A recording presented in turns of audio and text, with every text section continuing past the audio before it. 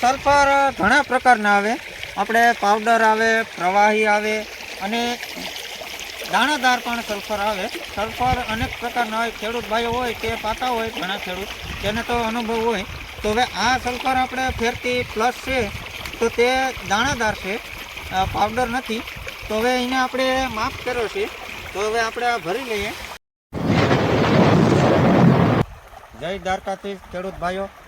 આપણે 3 પ્રકારના બાજરાના વિડીયા તો અહીંયા મૂકેલા છે, તે તો તમે જોયા છે, પાયોનિયર, એકતા અને સમૃદ્ધિ. તો હવે આપણે પાયોનિયર બાજરો પીજો અને સમૃદ્ધિ બાજરો પીજો. તો આપણે એકતા બાજરો આજે પાવાનો છે. તો પાવામાં એવું છે કે આપણે થોડોક ટાઈમ વધ્યો છે પાવામાં, કારણ કે આપણે થોડોક કૂસો હતો એટલે નેદવાની હિસાબે આપણે નેદ્યો અને હાથી હેતી. પછી આપણે ખાતર છાંટી દીધું.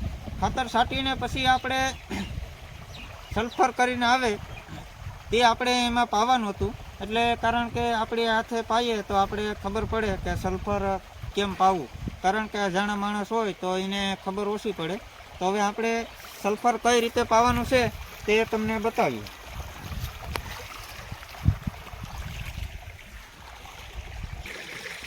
હવે આપણે સલ્ફર તમને બતાવીએ કે કઈ રીતનું આપણે પાવામાં એનો ઉપયોગ કરવાનો છે. આપણે આ છે સલ્ફર 30+. અને સલ્ફર ઘણા પ્રકારના આવે, આપણે પાવડર આવે, પ્રવાહી આવે અને દાણાદાર પણ સલ્ફર આવે. સલ્ફર અનેક પ્રકારના હોય. ખેડૂત ભાઈઓ હોય તે પાતા હોય, ઘણા ખેડૂત તેને તો અનુભવ હોય. તો હવે આ સલ્ફર આપણે 30+ છે તો તે દાણાદાર છે, પાવડર નથી. તો હવે એને આપણે માફ કર્યો છે. તો હવે આપણે આ ભરી લઈએ માપ્યું. આ દાણાદાર સલ્ફર છે.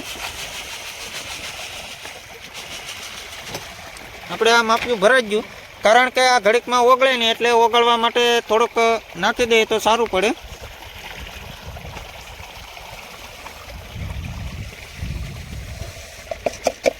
એટલે આપણે ઓગળી જાય. પછી આપણે અત્યારે સલ્ફર ચાલુ છે પાણી ભેગું. આપણે આ ડબલું છે અને નળ સિસ્ટમ આપણે રાખી એટલે ધીમો ફૂલ કરવાનું હમવું પડે. એક ત્યારે આપણે થોડો કટકળો આવી જાય તે એટલો નળ રાખવાનો છે, એટલે ચારો ભરાય તો ડબલું એની રીતે પૂરું થઈ જાય ને ડબલા પૂરું થાય ત્યાં આપણે અટકળ આવી જાય કે હવે ચારો પણ ભરાઈ ગયો છે. કારણ કે એક ચારો ખાલી જોવો પડે ને આપણે ડબલું હોય નહીં તો આપણે લોખંડનો ડબ્બો હોય તેમાંય તમે પાઈ શકો, નળીથી પણ પાઈ શકો.